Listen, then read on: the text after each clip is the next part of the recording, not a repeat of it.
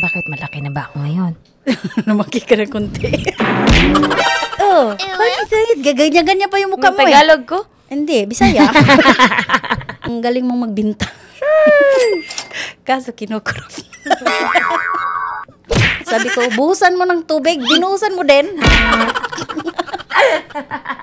Kasi, ang aarti-arti kasi. Lagi kang sexy. Lagi kang...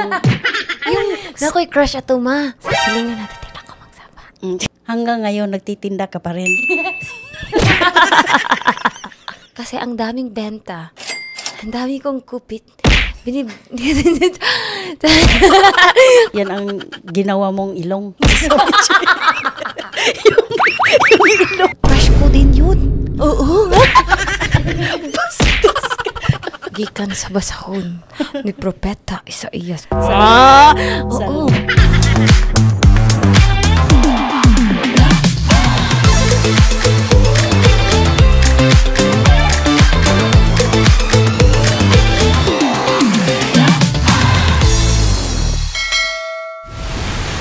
May namuta na ba? Unsa daw ko sa una? Tao.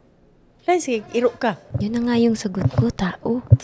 Nagalit man sila, so pwede mo bang ikwento yung nakaraan natin? Ay, maliit ka pa. Bakit malaki na ba ako ngayon? Lumaki ka na konti. Nung bata ka pa kasi, nung nag-edad ka pa ng 5 years old, nag-aral ka na nun kasi maaga kang pinapaaral. Kahit maliit ka pa, ayaw mo na magsuot ng yung maluwang na damit. Gusto mo talaga yung maiksi hanggang dito lang. Tapos yung fitting talaga yung damit mo. Ayaw mo talaga ng maluwang. Tapos galit na galit ka sa akin kasi lagi kong sinasabi na i-adjust naman natin yan pag mag-grade 1 ka na. Kasi wala tayong pambili ng next nga uniform. Tapos, ayun, sinusuot mo naman. Kaso, magdala ka ng damit kasi ipapalit mo doon pagdating mo sa school. Kasi magkikay-kikay ka kasi doon. Hindi ko alam na yun pala ang ginagawa mo. Sabi ko, hayaan mo na siya. Kasi sinusuot naman niya. Akala ko kasi yun nga ang sinusuot mo. Pero nung pagkatapos nun, grade 1 ka na. Pagka grade 1 mo, akala ko magbago ka. Sabi ko kasi sa'yo na may adjustment yung damit. Grade 2 ka na ulit. Yun pa rin ang isusuot mo kasi wala tayong pambili ng uniform. Lagi. Kaya kailangan na may extra. Kaso, umiiyak ka nun. Sabi mo, ayoko niyan. Sabi mo ganun. Sabi ko, bakit? Ayoko niyan, pangit. Ayoko niyan. Akala ko kung bakit pangit. Ing ana po itong storya ma. Ayoko niyan, pangit. Pangit. Gaganyan-ganyan pa yung mukha mo Tagalog ko? Hindi, Bisaya. Sabi mo kasi Tagalogin tayo. Bahala ka sa buhay mo. Ayun. Tapos, nung ang natandaan ko, yung mga sandals ko, bakit kaya marumi? Yung mga high heels ko, kasi mahilig ako sa high heels dati. Kahit mahirap tayo. Tapos sabi ko, bakit kaya marami mga putik tong heels ko? Binitbit mo pala sa school kasi nagkikay-kikay ka pala doon. Tapos yung damit mo na sinusuot, yung uniform na pinapasuot ko, hindi mo talaga sinusuot. Kumuha ka talaga yung damit na maliit. Yung damit na yon galing yon sa tita mo. Tsaka bagay sa'yo kasi maganda talaga tingnan yung damit na yon. Kaso maiksi na nga lang. Kaso gusto mo talaga yung iksi eh. Yun ang mo talaga, napaka-arte mong bata. Sobra. Lalo na ngayon. Mas grabe ka ngayon. Nadagdagan na yung kaartehan mo. Kasi may kaya ka ng pambili ng pang-arte. Yun tuloy. Yung kaartehan mo nung bata pa, nadala mo hanggang ngayon. Tayo naman sa dati, mahirap lang naman tayo eh. Pero hindi naman masyadong mahirap kasi marunong tayo sa buhay eh. Maliit pa kayo, nagtitinda na tayo. Ikaw yung right hand ko sa pagtitinda. Ang dami ko ngang binta pag ikaw yung magbantay ng sa tindahan natin. Tapos, tuwang-tuwa naman ako kasi ang galing mong magbinta. Kaso kinukurap. Naubos yung mga paninda natin. Kaso, ubos din ang pera. Sabi mo kasi, walang hiya ka, bata ka.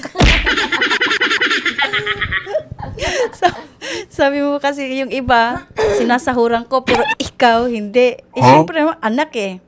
Pero marunong ka na talaga sa buhay, nung maliit ka pa. Pa lang eh, yung edad mo is 12. Nag-umpisa na tayo na magtinda. Kayo yun ni Jomar, yung sa akin, nag-a-assist. Tuwing magtitinda tayo. Kayo yung nagluluto ng sauce, tinututuruan ko kayo. Kaso lang, Iiyak ka pag hindi mo ano yung apoy. Alam niyo ba yung ginawa mo? Iiyak ka kasi ayaw magsindi yung apoy. Sabi ko, buhusan mo ng tubig, binuhusan mo din. Kasi, ang aarti-arti kasi. Bakit ako maarte dati kung mahirap lang tayo? Bakit? Nasa hirap ba sa tao ang kaartihan? Kahit mahirap o kahit mayaman, may kaartihan ang tao. Depende yun. Yes. Pero yung kaartihan mo, hindi naman arti na hindi marunong maghanap buhay. Marunong ka naman Pero maarte ka lang talaga. Yung kaartihan mo ba na gusto mo talaga ng lagi kang sexy, lagi kang... Nako'y crush ato ma. Sasilingin natin tila ko magsaba. Mukhang ganahan ko to sexy. Laging sexy. Tapos, gusto talaga siyang magputi. Pangarap talaga niyang pumuti. Diyos ko po. Dati. Oo, dati. Pero yung pala, ang kulay mo na yan, yun ang pinakamaganda. Diyan makikita ang totoong maganda. Yes. Hindi sa puti. Kapalaran mo yung ganyang So, kulay. sinasabi mo na pinanganak akong maarte kahit pinanganak akong mahirap? What? So, nakaahon ba ako sa hirap dahil nakapag-asawa ako ng kano? Hindi Paano ako nakaahon sa hirap? Nakaahon ka sa hirap dahil nagsusumikap ka. O ano mang ginagawa mo ngayon. Yung dati na nagtitinda tayo nung maliit pa kayo, hanggang ngayon nagtitinda ka pa rin. Actually, since we're telling stories, no, I remember back in high school, after school, tutulungan ko si mama magtinda, tapos ibubuli ako ng other kids. Kaya sabi ko sa inyo, gusto ko magkwento to inspire you guys. Kasi, ibubuli ako ng other kids, tapos sasabihan pa ako, tentera, na. Alam mo yung mga ganun? Tapos ako, wala lang. Kasi natutuwa akong magtinda, kasi ang daming benta. Ang dami kong kupit. Kaya wala akong pakialam kung tinutok ako nun. Ang sipag-sipag ko nun, pag wala si mama, ako mismo, ma-absent ako para magtinda. Naalala ko yung yung naggawa ka ng, yung sa mais. Tik-tik. Yung tik-tik sa mais. Oo, grade 6 ako nun, nagluto ng tik-tik. Ikaw mismo yung gumawa. Naalala ko, one time, kasi ayoko talaga ng gawaing bahay. Ever. Since. Ang ginagawa ko, sinusuhulan ko yung pinsan. Sinusuhulan ko, kaya masipag akong magtinda para makakupit ako, para isuhul ko doon, para I don't have to do anything sa bahay. Uy, nadala ko talaga yun hanggang ngayon. No? Nadala mo talaga? Dati, isa lang yung inuutusan mo. Ngayon, marami na sila.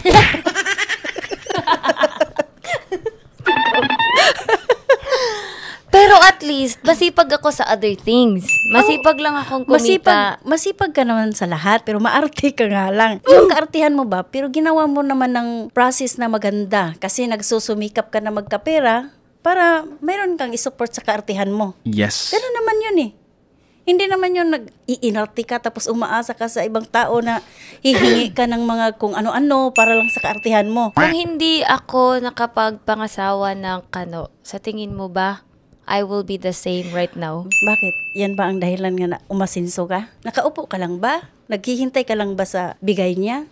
Nagsusumikap ka din Hindi naman na naghihintay ka lang sa kanya, siya yung nagtatrabaho, ikaw nasa bahay lang. Focus ka din sa trabaho mo May business ka din. I'm so proud of you. Ay! Hindi ka binasa! Totoo naman yun. Totoo naman talaga yan. Anya, kay nagpailong man ko, sabi nila na na ay yung kano daw yung dahilan kung bakit nakapagpailong ako. Gumastos pa yun siya. Hindi naman kita mo naman yun sa pagtinda mo ng Samiji belt. Yan ang ginawa mong ilong. yung ilong mo. Belt pala ni Samiji. So yung dollar, yung halin sa belt dollar. Ang halin sa belt. Gusto ko lang yung i-clear. At also guys, gusto ko lang siyang i-share as well na hindi ako nanggaling sa mayaman na pamilya. Very simple lang yung pamilya namin. Growing up, yes, we had a small business na talaga. Yes. Sabi ni mama, ako yung naging right hand niya sa negosyo. Nag-graduate ako ng college and then sa next vlog, sasabihin ko sa inyo kung paano ko nakilala yung daddy ng kids para matagpi-tagpi nyo. So, working student ako ng college, tapos sumunod din si mama. Nag-ano ako guys, naningkamot jud ko Dolores na makapagtapos. Kasi, ambisyosa ako. Naalala ko before, nung nagtapos ako ng high school, sabi ni mama, at saka ni Papa. Actually, supportive si Mama. Sabi ni Papa, tigil muna daw ako sa pag-aaral kasi hindi pa daw nila kaya na magbayad for tuition sa college. Probinsyana kami mga Dolores, nasa probinsya kami noon. Isip-isip ko, pastilan Dolor, kaigat ra ba dyan ako? Naisip ko dyan sabi ko may crush akong tricycle driver noon. Hala. At saka yung nagdidinda ng tsinelas, crush ko din yun. Oo. Bastos ka. Kaya pala doon talaga gusto mo magpwesto. Oo. At saka yung taga-Amilan, baka tong amigo ni Jumar. Katong kulitos. Kaya 3 beses ako nagsisimba. Kasi pag wala siya sa first mass, hanapin ko siya sa second mass. Wala sa second mass. Third mass. Third mass. Kasi magbasa ako ng nun. Gikan sa basahon ni Propeta Isaías. Oo. Basa ko ng Salmo. So, sabi ko, nung sabi ni Papa na wag muna daw akong magpatuloy sa pag-aaral. Ito mga Dolores, kinukwento ko to para sa mga kabataan dyan na liwat sa ako Sabi ko, jud paskag, kinsak akong maminyuan Oh. So, hindi talaga ako pumayag, Dolores, na sabi ni Papa, wag akong mag-aral. Pumunta ako ng city, hindi nga ako marunong tumawid sa kalsada noon. I was so scared kasi ang daming sasakyan. Di ba sa province, lang, motor. Oh, tapos konti-konti lang. Pagdating sa city, ang daming Yes. Pero, desidido talaga akong mag-aral, teaching, Bachelor of Elementary Education yung natapos ko. Tinapos ko talaga siya. Naningkamot jud ko. Ang pangarap ko lang talaga noon ay maging teacher. And then, uuwi ako sa province. I'll teach. And then yun na yun. Tapos pagkabalik ko, at least I'm teacher na math. And then yung magiging asawa ko is, gusto ko yung may motor. Oo. Kasi para libre na ako papunta sa school. Basta daw driver kay sweet lover. So yun lang yun, guys. Yun lang yung ko. Pero nagbago siya lahat, yung pangarap ko and everything. To be continued yan siya. Kasi after kong makagraduate, nagbago ang ihip ng mundo. Nagwala ako nun As in, from being so serious sa schoolwork, napunta sa Hindi kasi tinuruan ako ng daddy ng kids. Nagkakilala kami, graduating na ako nung which is sa next vlog natin kasi gusto ko siya yung magkwento kung paano kami nagkakilala. Okay. So, yes, sa mga bashers ko dyan, I was just a simple girl. And I may have a little success right now. Huwag niyong isipin, guys, na napakayaman ko. Uy, hindi naman. Konti lang, I'm a little successful right now. It's because I also work so hard. Yes. Hindi man sa gawaing bahay, and hindi man sa kusina, pero sa office, I am the monster. Yes. Anong message mo sa mga bashers ko?